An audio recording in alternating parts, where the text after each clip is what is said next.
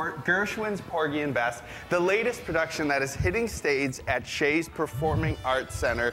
From the magnificent 23-piece orchestra to a strong historical message, Porgy and Bess tells remarkable stories from the late 1930s that you don't want to miss.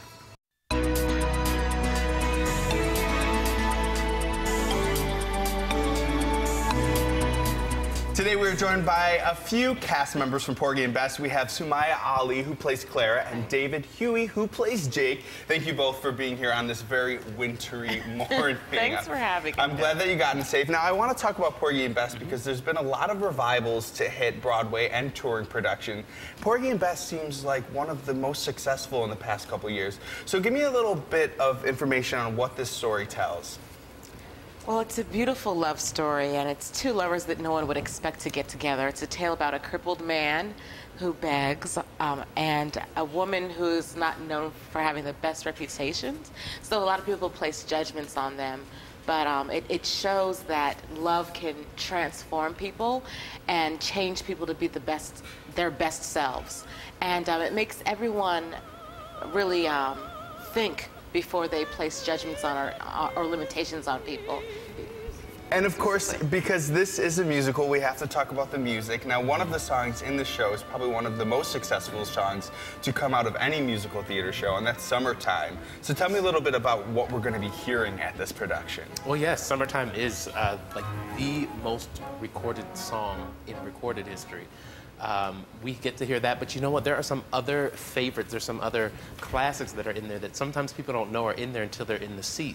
They're like, oh, that's from this, and that's from this too. There's I Got Plenty of Nuttin', Ain't Necessarily So, Bess You Is My Woman Now, I Loves You Porgy. You know, great pop singers and jazz singers and opera singers have been covering these songs for years. So all of that's in there.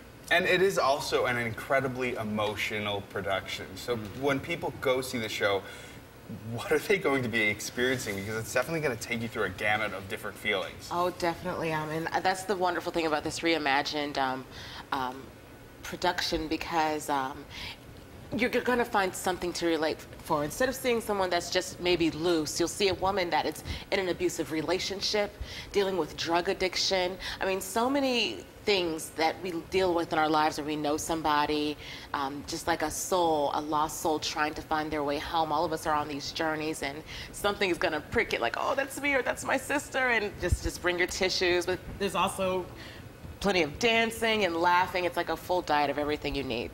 Now, do you think that some of those messages carry over into modern day, like you said? Do you think that's why this production has been so successful? Absolutely. It's a classic, timeless story. Everyone can relate.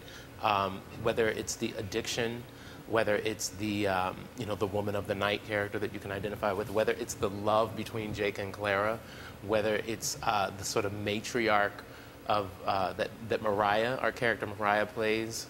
You can relate to any of these characters or all of these characters depending on who you are. All right, I want to pull up a graphic with the dates of the show, and while we do that, let's talk about your characters. So tell me a little bit about Clara. Well, Clara is the ingenue of the show. She represents love and purity and hope. And I have a little baby. We start off the show singing Summertime. And I don't want to give it away. No spoilers here. But she does some very dramatic, radical things in the name of love. And then how about Jake? Jake, well, we're married. Jake is... well, congratulations. Jake is, he's sort of the entrepreneur of Catfish Row. He represents some sort of stability as well as hope. He would be the closest thing to affluent that probably an African-American man in his day could be.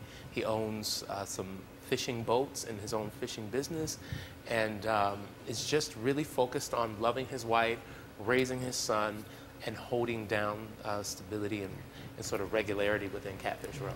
All right, well, we look forward to seeing both of you on stage, and this is going on right now at Shea's Performing Arts Center, and you can go to www.shays.org for more information. Thank you for joining us, especially in this very blistery weather.